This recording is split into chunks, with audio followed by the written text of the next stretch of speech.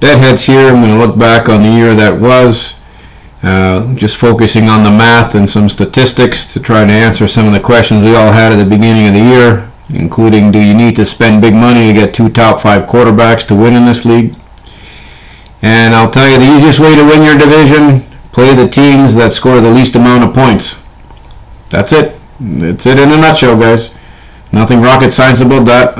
All 3 division winners, Scorpions, Bing, and Dogs Bollocks, came 1, 2, 3 as far as playing the teams that score the least amount of points. We could all probably predict if you're going to be the team that scores the least amount, you don't want to be the same team that gives up the most amount of points, which actually happened this year with Haggis. Even though with that statistic, he didn't have the least amount of wins, which was surprising. So for example, the difference between Paul and Haggis was over 1,200 points. With Bing to Haggis was exactly 1,000 points. So it doesn't matter what your lineup looks like, that you can't make up that kind of differential. When you look at the position players, number 1 overall ranked was Robert Griffin. He was on Paul's team, Dogs Bollocks. So Paul's other quarterback was Joe Flacco, I think rated number 15. So that tells you if you have the number 1 overall, you don't need to spend big money on your second quarterback. That formula continues on. We actually had punch out with 2 quarterbacks in the top 5, Aaron Rodgers at 4 and Breeze at 5. So that answers your question, guys. You don't need to spend big money on 2 quarterbacks because you don't make the playoffs. When you look at running backs, we look at duplicate names in the top 10. Rob had number 1 overall with Peterson and number 10 with Charles. Underdog had the second and third ranked running back with Foster and Doug Martin, and he made the playoffs. Paul had actually I think 5 with Richardson, 7 with Marshawn Lynch, and he had Morris at number 11. So Paul was really strong with 3 out of the top 11. So that kind of tells you, guys, if you want to make the playoffs, make sure you have running backs, repeat running backs in the top 10. If we look at receivers, Rob had 2 receivers in the top 10, Calvin Johnson at 2 and Reggie Wayne at 8.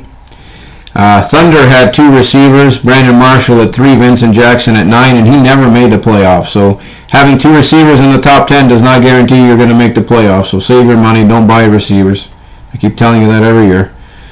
Nash had 2 guys, Randall Cobb at 4 and Victor Cruz at 10. The one name that jumps out at you is Scorpions. Never had any duplicates as far as running backs or receivers, so that shows you the depth that he had on his team. Tight ends, we actually had a team with 2 tight ends in the top 10, and that was punch out with Heath Miller at 4 and Greg Olson at 10. Never made the playoffs. Kickers, we actually have a guy with 2 kickers in the top 10, and that's Haggis. We know where he finished, but he had Justin Tucker at 5 and Blair Walsh at 8. Defense, Underdog came in with 2 defenses, San Diego at 6 and the Giants at 10. There you go.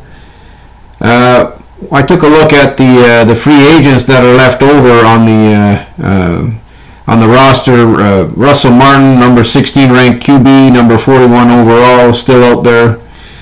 When we look at the worst quarterback on somebody's roster, it's Chad Henne. I believe he's on Haggis's roster. I think he's like 35th overall.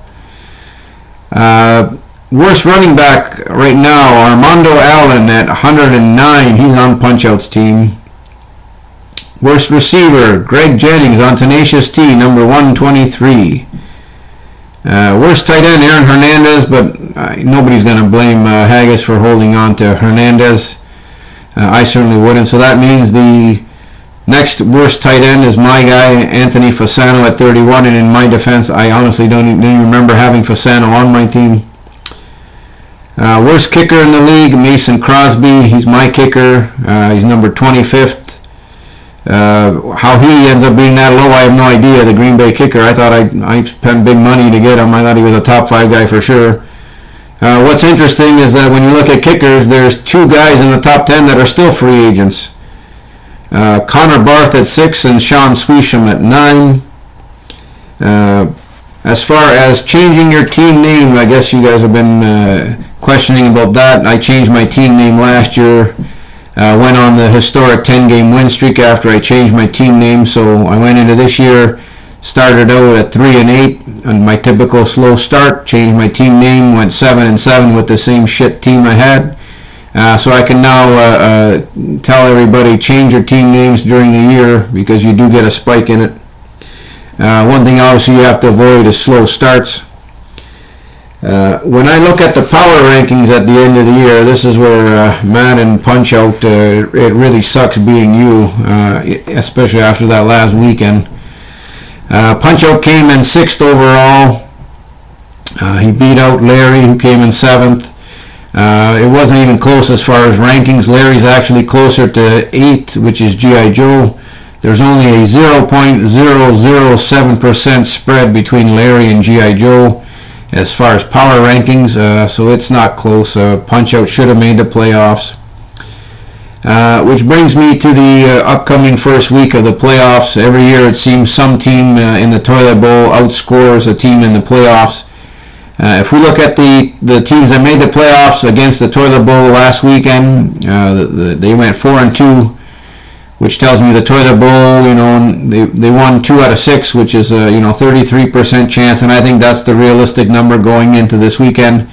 That's why buys are so important, because you really have a 33% chance of getting upset. So my prediction, Toilet Bowl winner this year is going to be Punch-Out. And I think Lucky Larry is going to go on a hot streak, and I think he's going to win it all. Peace, love, and eternal grooviness. The Deadheads are out.